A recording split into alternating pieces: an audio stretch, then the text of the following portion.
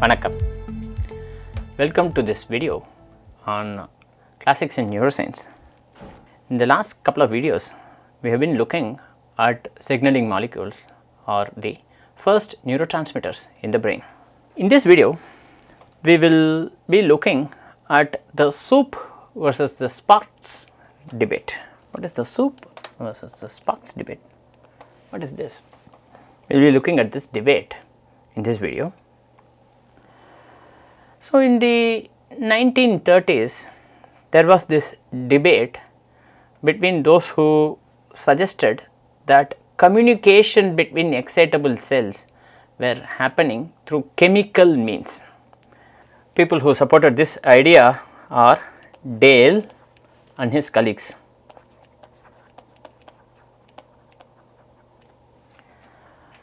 Versus Sparks, where they suggested that communication between excitable cells was through electrical current.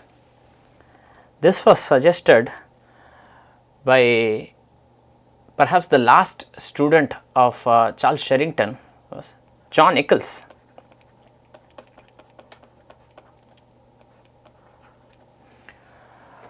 Who was young, belligerent, aggressive. Dale, although older, was also aggressive, belligerent and pugnacious. So, debates were rather fiery between the two. Conversations between the two in conferences, for example, was rather fiery. So, Dale and his colleagues, for example, Louis and others, that is Otto Louis, Dale and others, had shown that acetylcholine, when it is released into the bloodstream near the muscle, it caused the muscle to twitch, leading to the idea or supporting this idea that muscles were receiving their command to twitch or to contract through chemical means, through chemical signaling. The view opposed, the opposite point of view was presented by John Eccles, who suggested that your experiments or the experiments performed by these people who were supporting the chemical signaling idea were performed at the level of organs. Remember this is a major limitation of this work. So, he suggested this was performed at the level of organs, yielding pharmacological rather than physiological results. So, these were already well disturbed or well manipulated so much that you are going to have something. That was the objection raised by John Eccles. You see, when you are criticizing an idea, are you also in a position to provide support for the alternative hypothesis? That was not suggested, or at least it was not clear whether that was suggested by John Eccles. By my reading of the text and my reading of the literature, I could not identify a place where John Eccles suggested evidence to support his idea.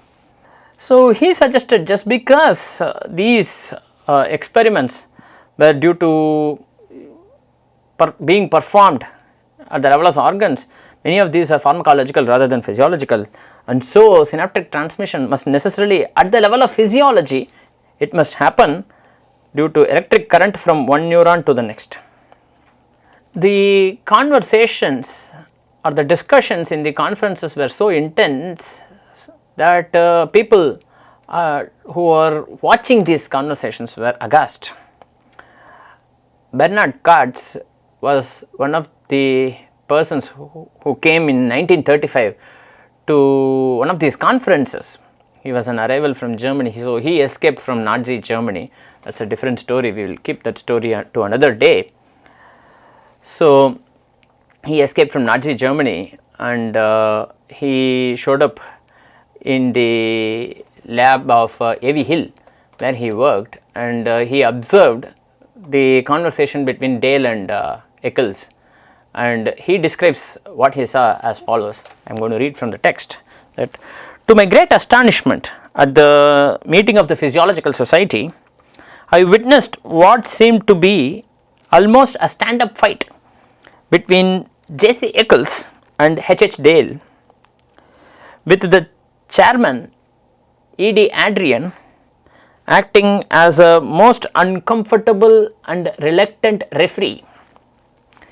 Eccles had presented a paper in which he disputed the role of acetylcholine as a neurotransmitter in the sympathetic ganglion. When he had given his talk, he was counter-attacked in succession by Brown, Fehlberg and Dale. However, it did not take me long to discover that this form of banter led to no resentment between the contenders. It was in fact a prelude to a much fruitful discussion over the years, and indeed to growing mutual admiration between Dale and Eccles. Remember, the discussion is about science. You don't hate each other as individuals. The debate was about the science, the issues, the questions, the methodology, the conceptual framework, the theory. These two people had plenty of mutual admiration for each other. This is something that we all want to learn from these great scientists. This was as early as 1930s. We are in the 2020s. So something that we would like to emulate. Also, something to remember is that this kind of freewheeling criticism and discussion was commonplace in the pre-Second World War era, because post-Second World War there were big grants that were being awarded through review committees, through which anonymous review became a major tool to evaluate research proposals and manuscripts. So it was possible for individuals to hide behind anonymity and comment, but that was not possible in the pre-World War II era. So in the pre-World War II era, there was direct confrontation between individuals. Even now in some conferences you find these kind of direct confrontations and discussions happening, but nowadays it is more like, okay, you have your neuroscience, I have my neuroscience, you do your neuroscience, I do my neuroscience. But how many different neurosciences do we have? So we must engage in fruitful discussions without insulting each other as individuals. So the discussions can be fiery, the discussions can be belligerent on the topic without hurting or disrespecting each other. This is a lesson that we all can learn. So with this we come to the end of this video. In this video we saw the debate that was going on, that is the soup versus the sparks debate, that is the chemical transmission of signals versus the electrical transmission of signals that was happening between the neurons, which was happening, or essentially the conversation between Dale and Eccles. With this we come to the end of this video. Thank you very much for your attention.